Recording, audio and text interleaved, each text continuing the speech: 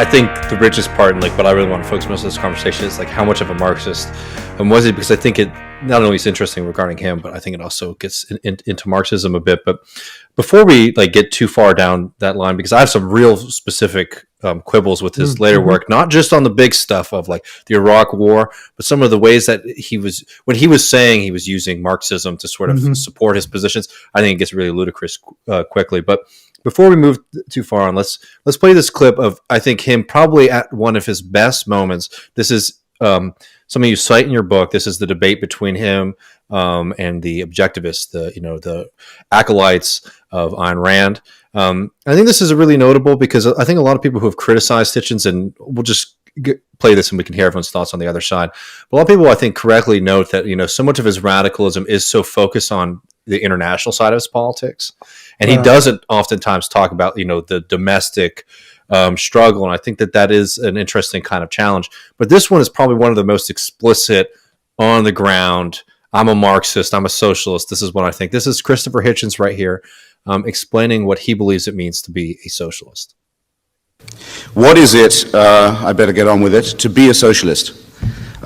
Necessary conditions in my submission, rather than sufficient ones, must include the following.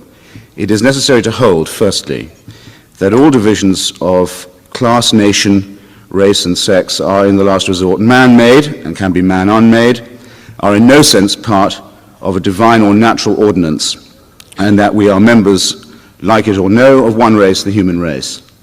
That civilization is, in fact, second, a cooperative enterprise, whether the cooperation is coerced, as it was in most of recorded history, or voluntary, as has been occasionally found and can still be found in our century.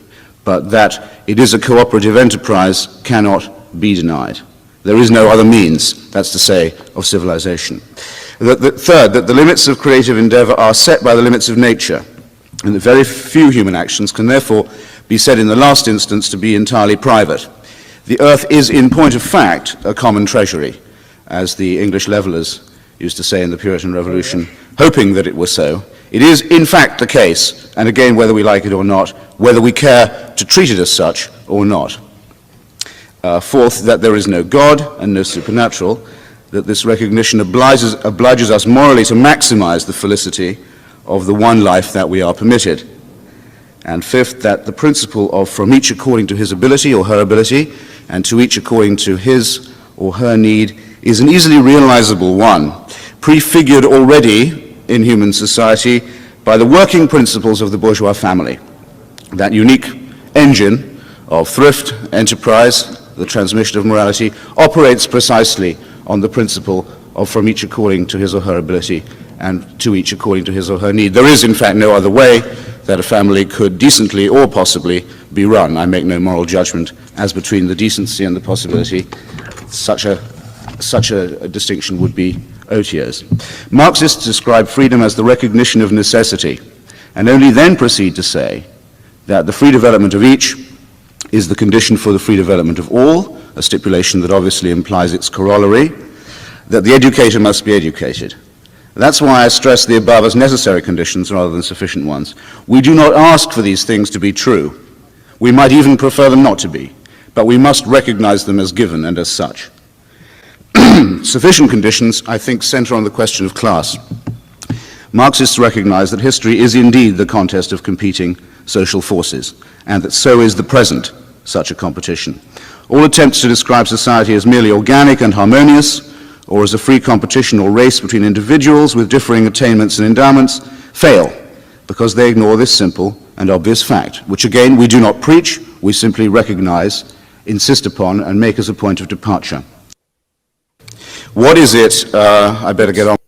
Excuse me. Matt and I both have our hands on the wheel at the same time, so we're fighting a little bit. Yeah. But no, I mean, I feel like that is Hitchens at his most explicitly not just socialist but Marxist.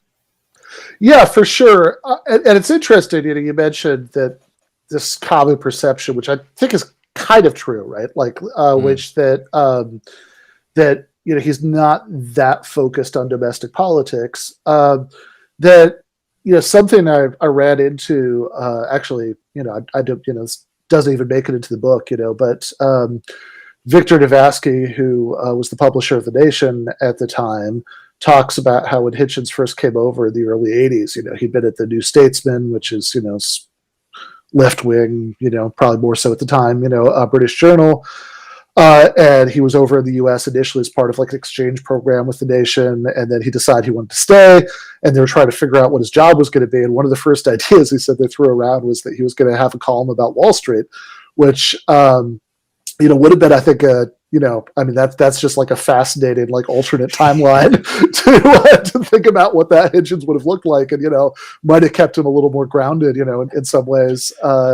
Later on, if he had done that, it might have been better. I mean, I think it is true that his overwhelming focus is usually on foreign policy, although I do think that even in the 90s, I think the way he writes about the death penalty, I think the way he writes about welfare reform, there is some real moral passion on those subjects, but it is also true that he probably that he definitely spends most of his time and energy on, foreign policy for most of his career in a good way, and then not in a good way.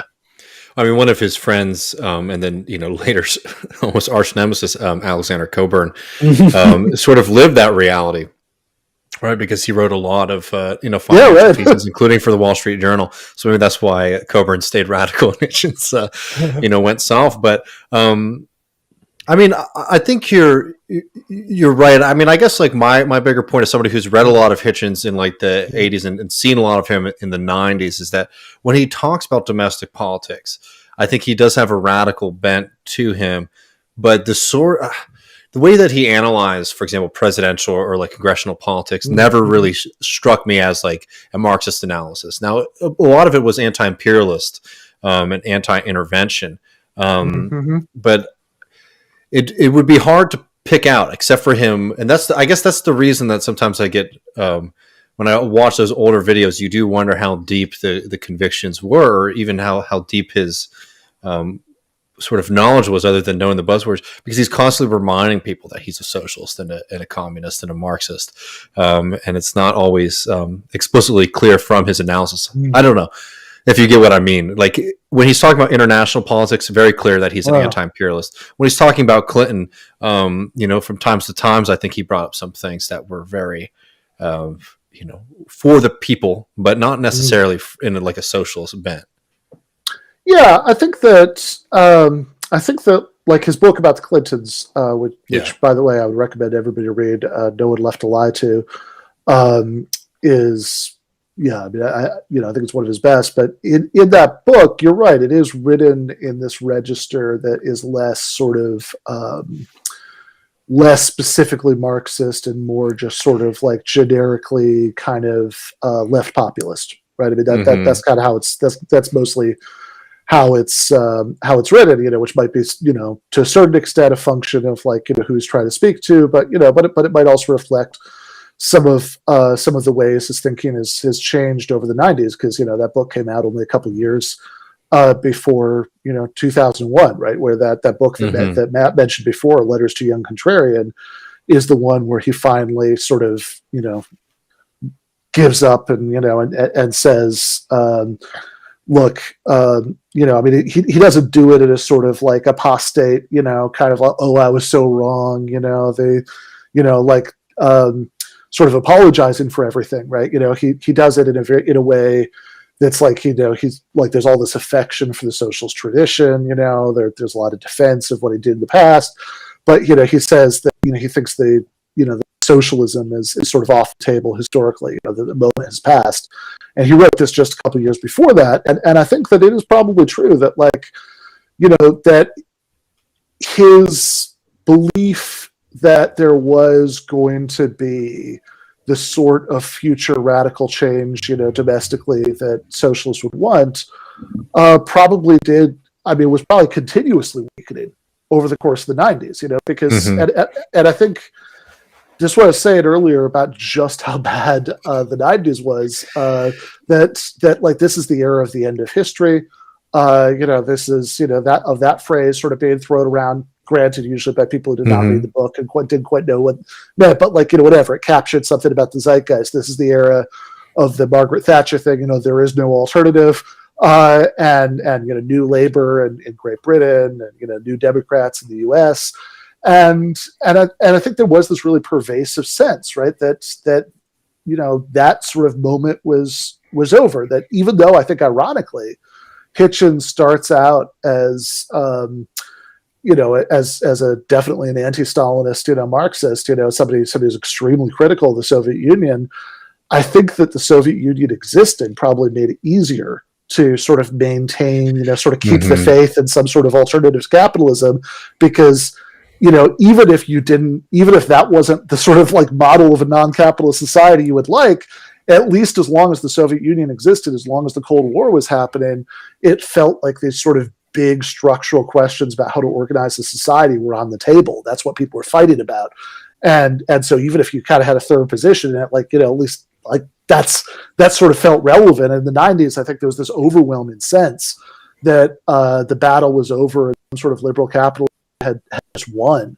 And I think it is probably true. By the time he gets to the Clinton book, like whatever Marxism is left by running on fumes, like there's the same year he does a debate with his brother Peter at Conway Hall.